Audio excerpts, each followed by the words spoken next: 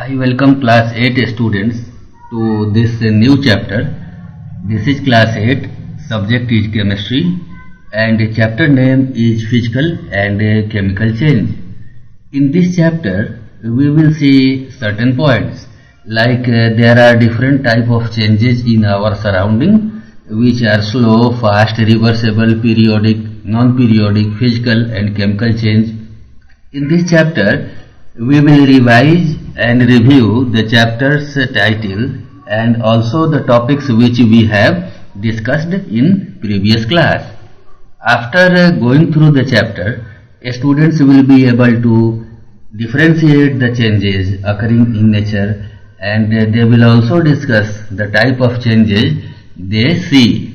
They will also be able to perform some activity to show some well-known changes, differentiate between physical and chemical changes and classify the changes. Now students, please go through the points I am discussing you. The mouse cursor is painted in yellow and please pay attention to left hand side of your screen. Change is a universal phenomena. All substance in our universe nearly undergo change. While some changes are easy to detect, some are very difficult. These changes takes place continuously, such as day, night, change of season, growth of plant and animals, ripening of fruit, burning of fuel. Change can be natural, man-made, slow, fast, periodic, non-periodic, desirable, undesirable. There are many types of changes. So students, we will go one by one to take these changes and we will also see their definitions and their examples. Let us see slow and fast changes. The changes that take place and that require longer duration of time to complete are called slow change. Like they takes hours, days, months and even years to occur. Example: rusting of iron, change of season, formation of curd, a child growing into adult. These are examples of actually slow change. Oppositely, the change that takes place in very short interval of time, they are called fast change. Example: bursting of a firecracker, lighting of an electric bulb, switching the fan. Next point here is natural and non-natural, that is man-made change. Some of the change takes place in nature by themselves, which are called natural change, like a change of day and night, growing of a tree, earthquake, eruption of volcano. These type of changes automatically happen. Similarly, next point is man-made change. These changes occurred by the intervention of human being, like cooking of food, formation of steel, formation of jewelry. These are actually non-natural changes. Similarly, going to next point, which is called periodic and non-periodic change. Changes that are repeated at regular interval are called periodic change, like change of day and night, change of season. Similarly, changes that are not repeated at regular interval of time, they are called non-periodic change. They occur anytime without any repetition, like earthquake and epidemics. Similarly, next point is reversible and irreversible change. When the change in a substance can be reversed by changing its condition, it is said to be reversible change. Like for example, water freezes into ice. Here you can see water freezes into ice and ice again melt back to water. These are called reversible change. If a substance cannot be brought back into its original state after a change, it is called irreversible change. Now students, we will go to next point, which is actually the example of it.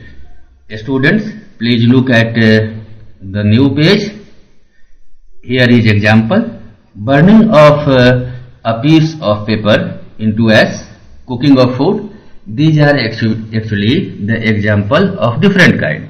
In science, All possible changes can be categorized into two types. First is physical change and second is chemical change. Students, we know about physical and chemical change in class 7 and 6 also. Let us revise the physical change. A physical change is one in which a substance alters temporarily in some or all of its physical property, like shape, size, etc. But chemically it remains the same. Let us see some property or characteristics of a physical change.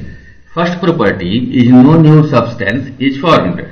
You might have observed that when a cube of ice is taken out of a refrigerator, it melts down into water.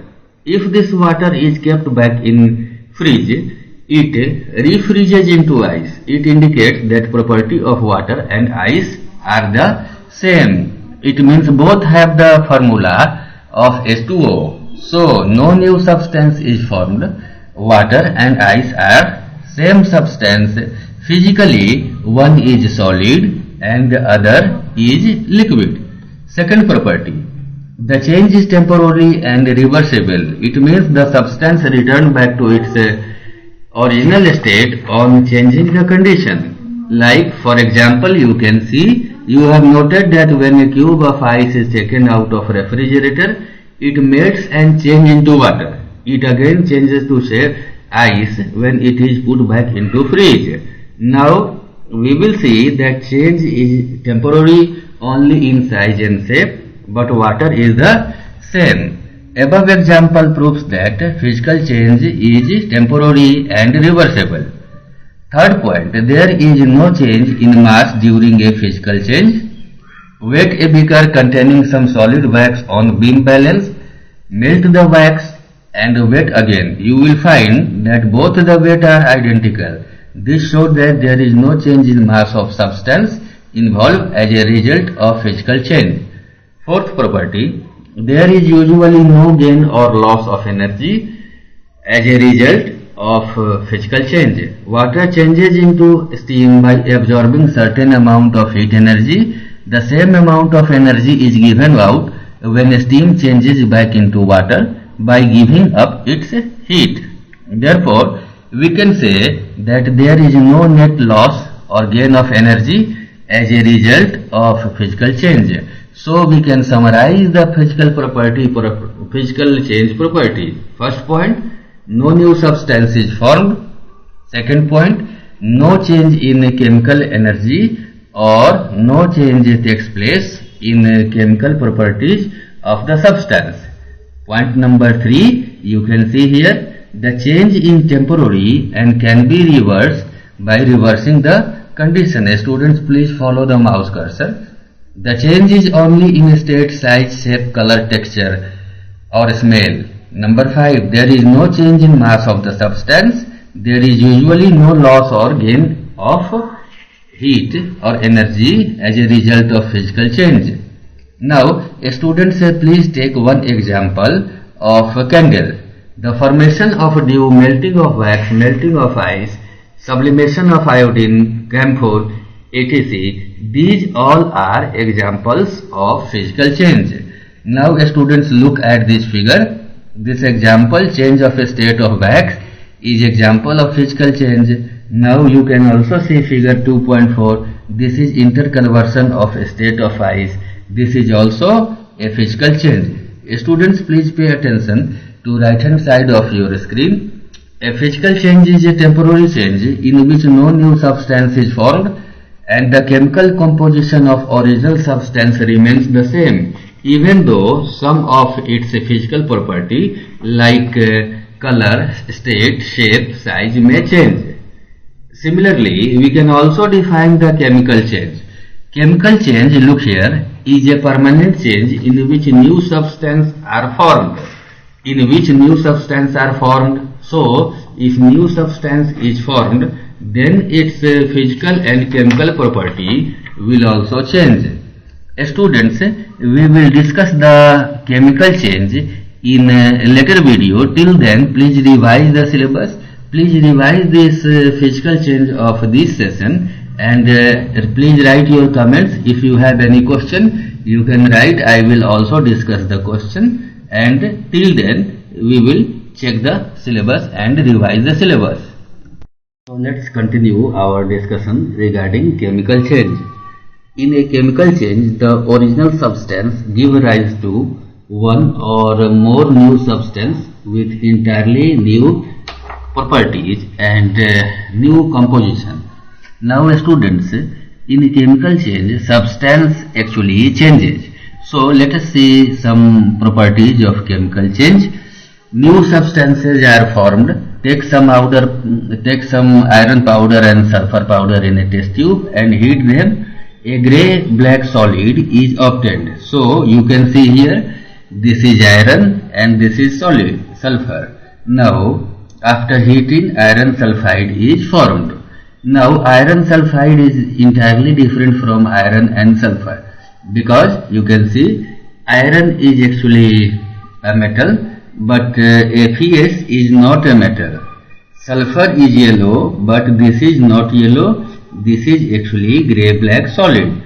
Iron is attracted by magnet, but this is not attracted by magnet.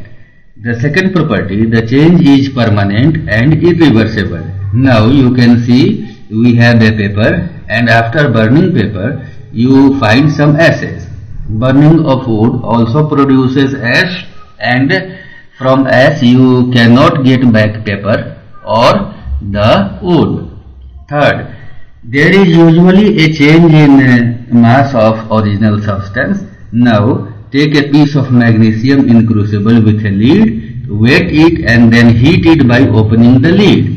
Now weight the whole substance. You will see that the product weight is more than the original weight, because this Mg produces MgO, and weight of MgO is more than the magnesium. Now you can see the fourth property, exchange of energy takes place.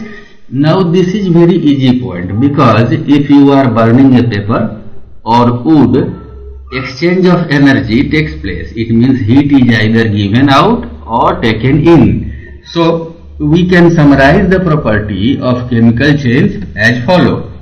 First point, new substance is formed, composition changes, change is irreversible and permanent, there is a change in mass of original substance, and also there is exchange of energy. So students, quickly look at some example of chemical change. Cooking of rice, formation of curd, digestion of food, and burning of fuel, rotting of egg. These are actually examples of chemical change. These changes are not reversible. Now the burning of candle is example of both physical and chemical change. How?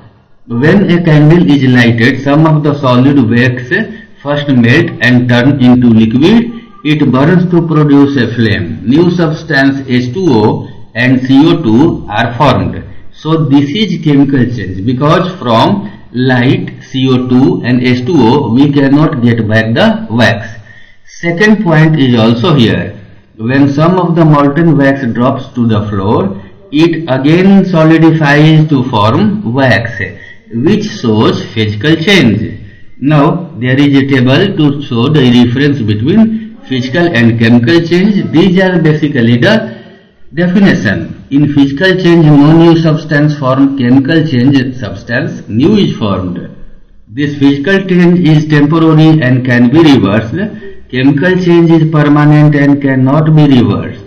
Light or heat energy may not be released or absorbed in physical change, but in chemical change both are given out or taken in. So students, we have come to the end of this chapter, and I have also provided you the PDF. Please check the PDF, and I have also marked the answer for you. Please go through the answer, and you can see all the answers are marked with pen for you. So if you have any problem or if you have any doubt, write in the comment box and I will answer your question. Till then, revise the syllabus, replay the video, and good luck, goodbye.